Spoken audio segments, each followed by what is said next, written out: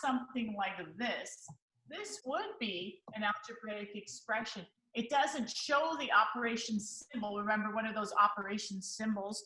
Those are there's only 4 of them. They are adding, subtracting, multiplication, or division. And we know that multiplication can be shown a few different ways, right? We can have that dot. We can have 2 numbers. It's hard to see. Parentheses. The division can be shown as the maniculum, just by itself. So these symbols look, and even as an exponent, right? Because that's another way of showing as an exponent. We can't see that color, Mrs. Brown. Cannot see it. All right.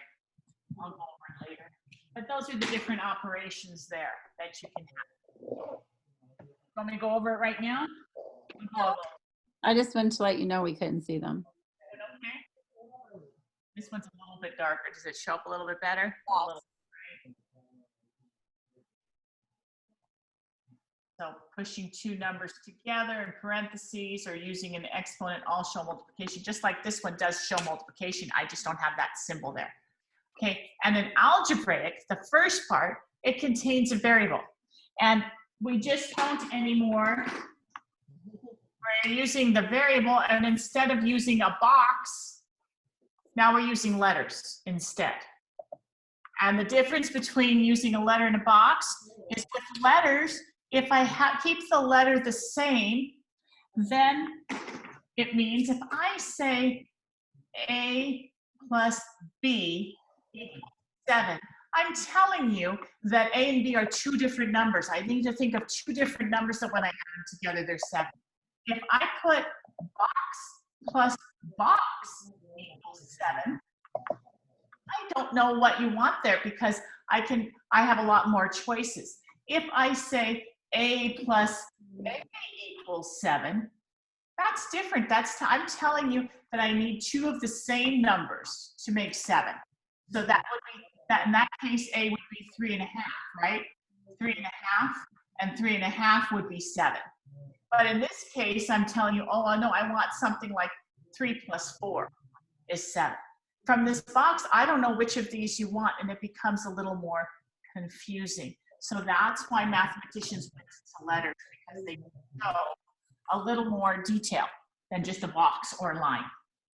Besides, those lines can get very easily confused. A variable, something able to vary. Just says something that can change, and it's represented an unknown number. Either that number can change depending on the situation, or I just don't know what it is, so I just say some number. Usually we say words like some number. You'll come across words like that. And then a constant is a specific number, like 2, -57. Some number that the value doesn't change. That value is always the same, and it's a number that you're used to working with, okay? Or 3/4 is always 3/4. It's not going to be worth some other value next week. So now really what we're doing right now is we're putting the words that we speak to terms. So one of the things on the slideshow, we had those words that means to add or to add more. So when we come across words like added to or plus or the sum, we know that those are addition terms. And you can make yourself a list of them, or you can use what's on the slideshow. But there are certain words that mean when you hear them, you're automatically thinking of that. So I'm just going to put a few here. Added to, the sum of, okay. In all. What's that? In all. In all. Does anybody have any other ones? Your book had more than.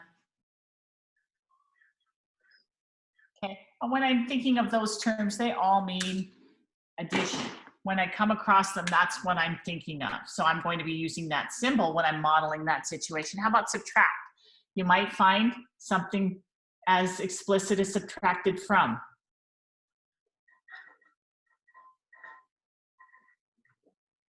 You might hear minus. 2 minus 3, right? How would you say a subtraction problem? Less than. Less than. 3 less than y.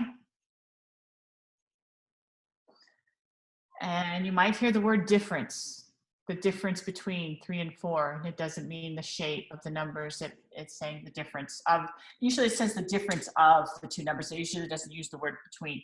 All right, and then if I go, I'm trying to choose different colors so it sticks out. Orange will work. Multiplication, what are some terms for multiplication then? Could say 3 times 2, I might say times. Might get lucky and I might read multiplied by, then I know that's the one.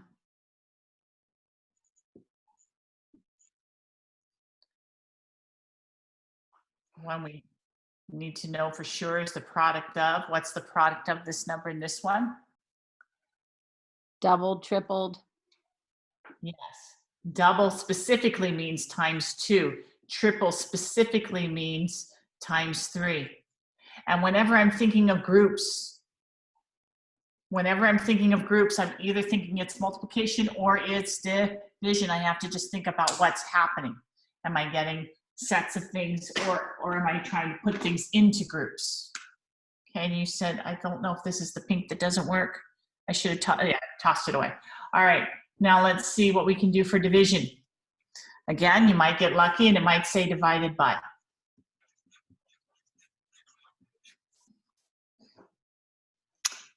Might say divided into. I have 32 students and I'm dividing them into groups of 7. Or exponents. Exponent, if we had an exponent, that would definitely be telling you about multiplication, right? Good job. Now I'm going to do something and I'd like for you to think about why I'm doing this.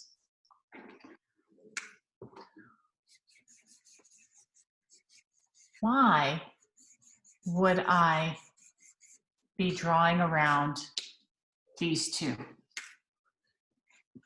and putting a star here? Why would I call special attention to subtraction and division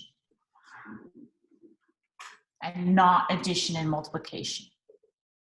What do I need to remember when I'm thinking of writing situations from what's happening? And what do I have to be careful of with addition? With subtraction and division that I don't have to be careful with addition and multiplication. Anybody have an idea? You can unmute. I do. I just thought of it. What is it? What do you think? What are you thinking, Mrs. Nelson? Somebody else try to come up with it for a minute. I love the sound of crickets. I do too. It's kind of thinking about it. What is it that's different about these two operations and different about those two that I need specifically to be aware of? I thought about it when you said, where was the less than? Because you said these words. Can you write them on the side for me? You said 3 less than y.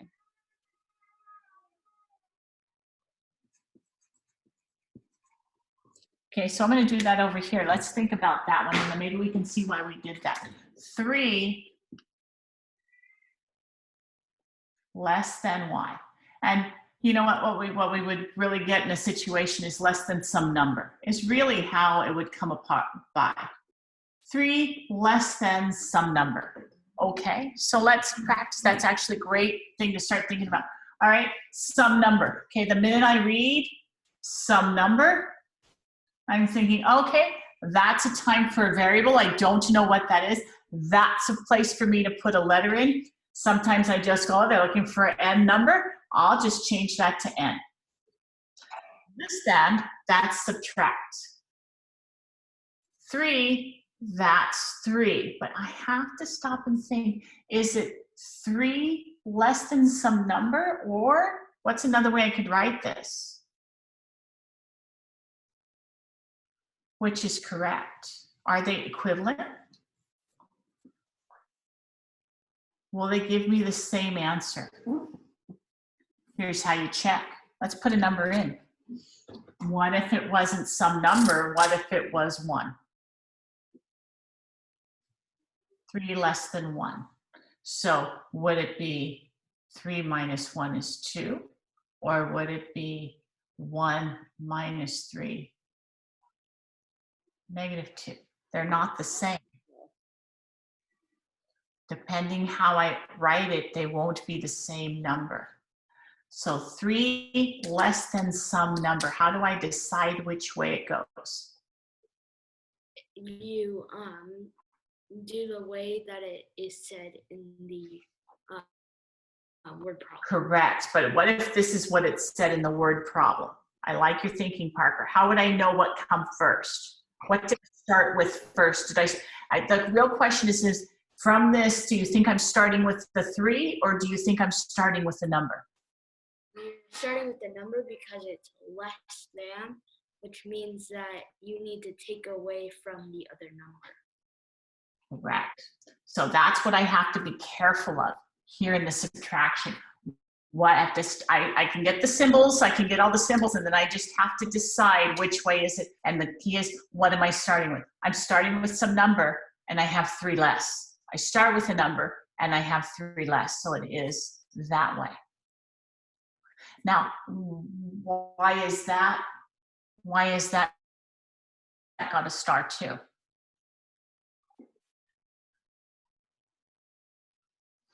I'm thinking about that a little bit more. Let's see if it's coming. We're looking for patterns and things. Okay. That one up there. Let's find another one. Maybe I can find, okay, so what if I had something like this? The sum of 7 and x.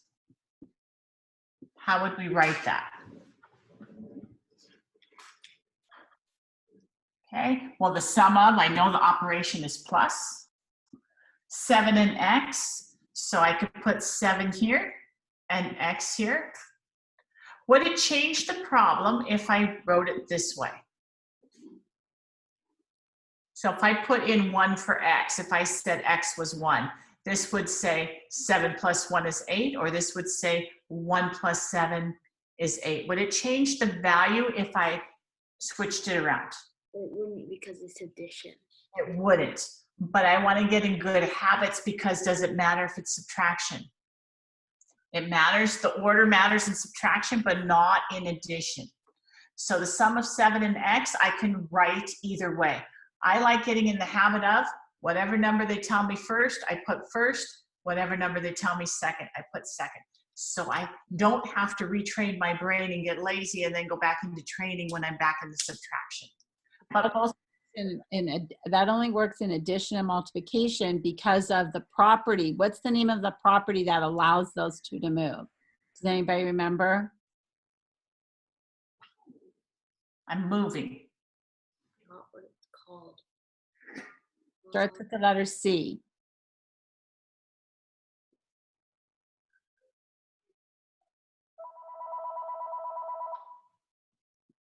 We're going to hear who that calls from, but I'm going to let it go. Okay, so it's commutative, because addition and subtraction are both commutative and associative. So those properties allow us to be able to do that. All right, good. Okay, so here's another, we're just going to practice. What if it had the quotient of z and 3? So here's another one. Quotient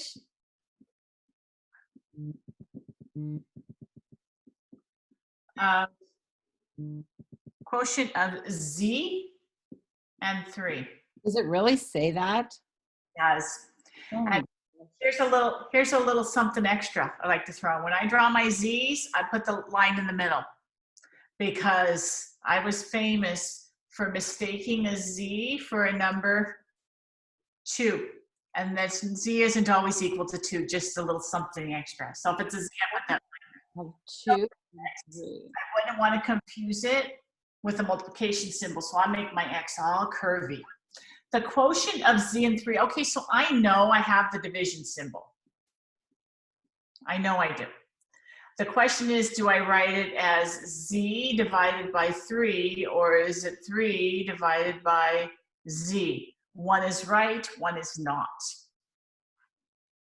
Who has an opinion? Who has a claim? Is the first, okay, you can put your finger up. Is it the first one that we should go with or the second one? Where's Noah? Is it the first or the second? Did Noah leave? Oh, this would have been a good one for Noah.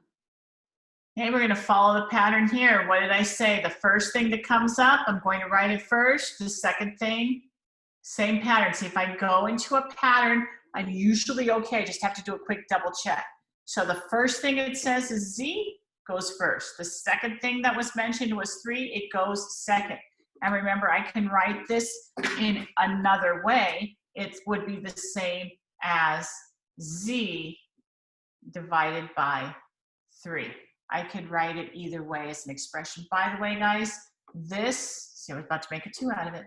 This is not an expression. It's how I would solve it if I had values, but that's not an expression. This is an expression and this is an expression. Okay. All right, so I do have to be careful when I'm dividing and when I'm subtracting to know which thing comes first. Any questions out there? What's a question you could ask? What is a question you could ask? What are you wondering?